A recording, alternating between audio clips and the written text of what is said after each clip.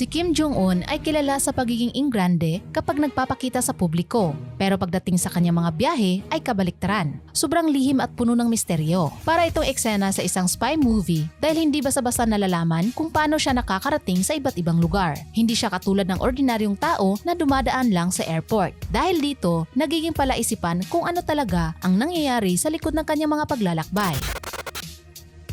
Ang paglalakbay ni Kim Jong-un sa eroplano ay kombinasyon ng karangyaan, pagiging lihim at mahigpit na seguridad. Gumagamit siya ng isang lumang Soviet-era jet na Ilyushin Il-62M na ginawang parang flying fortress. Tinawag itong Chamae-1 hango sa pambansang ibon ng North Korea at simbolo ito ng kapangyarihan at yaman. Ang loob nito ay napaka-luxurious. May malalambot na upuang leather, mamahaling mesa at iba pang dekorasyon. Mayroon din itong modernong entertainment system para masigurong komportable at maayos ang kanyang biyahe. Hindi lang karangyaan ang mahalaga sa paglipad niya, mas nangingibabaw ang matinding seguridad. Ang kanyang eroplano ay may mga espesyal na sistema na kayang guluhin ang radar at komunikasyon ng kalaban para hindi siya madaling matunton o matarget. Bukod dito, kadalasan ay may kasamang mga fighter jet ang kanyang eroplano bilang dagdag proteksyon sakaling may mga banta habang nasa himpapawid. Lihim din ang kanyang mga plano sa pagbiyahe. Hindi niya ito basta-basta inaanunsyo at mahigpit na binabantayan ang impormasyon tungkol dito. Ginagawa niya ito para hindi siya mapaghandaan ng mga posibleng kalaban at manatiling unpredictable ang kanyang galaw. Ang kanyang pag-alis ng bansa ay kadalasan ay para sa mahalagang diplomatic na misyon. Halimbawa, noong 2018, ginawa niya ang kanyang unang international flight bilang leader papuntang China para makipagkita kay President Xi Jinping,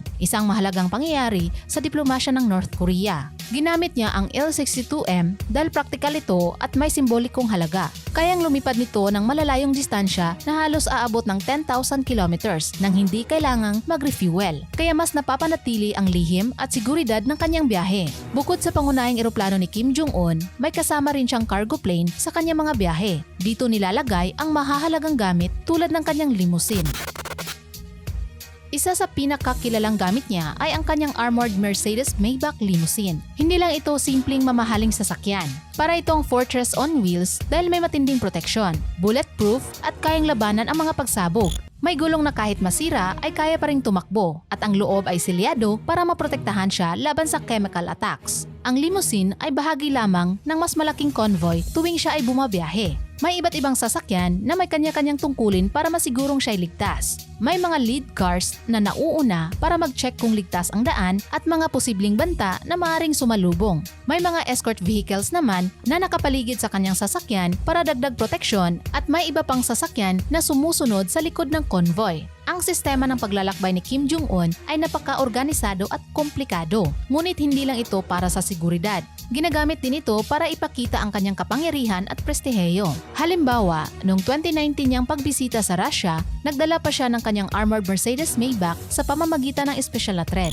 May mga ulat din na ang ilang luxury vehicles na ginagamit niya ay posibleng na ipapasok sa North Korea sa kabila ng sanctions. Ayon sa United Nations report noong 2021, may naitalang tangkang pagpapadala ng mga mamahaling sasakyan na nagkakahalaga ng higit $1 million mula sa UAE papuntang China na sana ay ipapasa sa North Korea kahit bawal ito sa ilalim ng international restrictions. Hindi pa rito nagtapos ang sekreto sa paglalakbay ni Kim Jong-un. Ayon sa ulat, mayroon di umanong network ng underground tunnels at secret routes na ginagamit niya. Sinasabing ang mga tunnel na ito ay nag-uugnay sa iba't ibang importanteng lugar sa Pyongyang at iba pang bahagi ng North Korea na nagbibigay sa kanya ng mabilis at hindi nakikitang paggalaw. May mga ulat din na ang mga tunnel ay may advanced communication at security systems, kaya mahirap itong pasukin o matunton. Sa tuwing siya ay bumabiyahe, gumagamit siya ng mga panlinlang tulad ng decoys at maling impormasyon para lituhin ang posibleng banta. Halimbawa, maaari siyang magpadala ng convoy ng mga sasakyan sa isang direksyon habang siya ay talagang dumadaan sa ibang ruta. Dahil dito, mas nagiging lihim at mahirap hulaan ang kanyang mga galaw. Bago tayo magpatuloy, i-like mo muna ang videong ito. Baka makalimutan mo eh. Mag-subscribe ka na rin para friends na tayo. Okay. High-end security measures.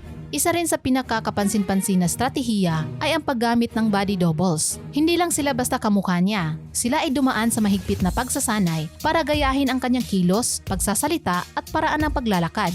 napakahigpit din ng proseso sa pagpili ng mga taong ito. Ang mga napiling body doubles ni Kim Jong-un ay kailangang eksaktong tumugma sa kanyang taas at pangangatawan. Pagkatapos nito, sumailalim sila sa mahigpit na background check, kabilang ang pagsusuri sa kanilang pamilya para matiyak na walang banta sa seguridad. Kapag napili na, dumadaan sila sa masusing training kung saan tinuturuan silang gayahin ang bawat kilos ni Kim Jong-un. Napakahigpit at detalyado ng pagsasanay na ito, kaya minsan kahit ang mga taong malapit sa kanya ay maring malito o malinlang. Ang paggamit niya ng ganitong estratehiya ay may iba't ibang layunin. Una, nakakalito ito sa mga posibleng kalaban tulad ng assassin o espiya dahil hindi nila alam kung alin ang tunay na Kim Jong-un, kaya bumababa ang tsansa na siya ay matarget. Pangalawa, nagbibigay ito ng pagkakataon sa tunay na leader na makapaglakbay ng mas ligtas at mas malaya habang ang body double ang humaharap sa publiko o ibang lugar.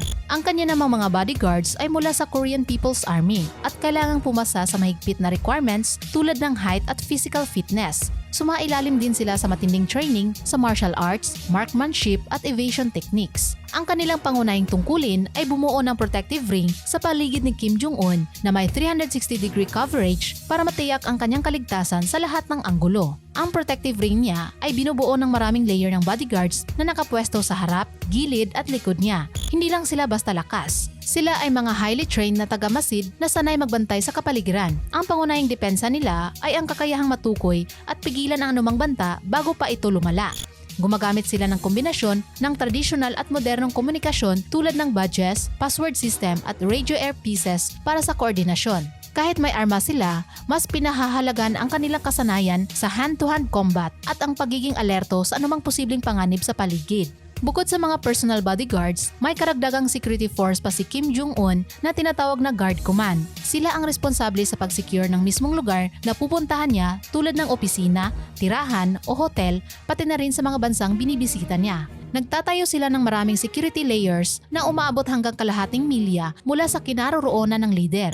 Sinisigurado rin nila ang mga kalsada, bakod at iba pang paligid para walang makalapit na banta. Sila rin ang umahawak sa mga technical at logistical needs tulad ng secure communication, IT systems at pati ang pagsusuri ng pagkain at inumin para matiyak na ligtas ang lahat para sa kanya. Halimbawa, noong 2018 Singapore Summit, lumipad si Kim Jong-un papuntang Singapore gamit ang Air China Boeing 747. Pagdating doon, nagbook ang kanyang security team ng buong palapag sa St. Regis Hotel upang matiyak ang maximum na privacy at protection. Isa sa kapansin-pansin sa kanyang security detail ay ang running bodyguards. Makikita sila na tumatakbo kasabay ang kanyang limousine. Hindi ito palabas lamang. Isa itong maingat at coordinated security strategy. Ang bawat detalye ng paglalakbay ni Kim Jong-un ay maingat na pinaplano ng maaga, mula sa ruta, destinasyon hanggang sa oras ng bawat galaw. Kasama sa pagpaplano ang iba't ibang ahensya ng gobyerno ng North Korea tulad ng Ministry of State Security at Korean People's Army. Ang koordinasyon ng mga ahensyang ito ay napakaayos at tuloy-tuloy, kaya nasisigurong lahat ng aspeto ng kanyang biyahe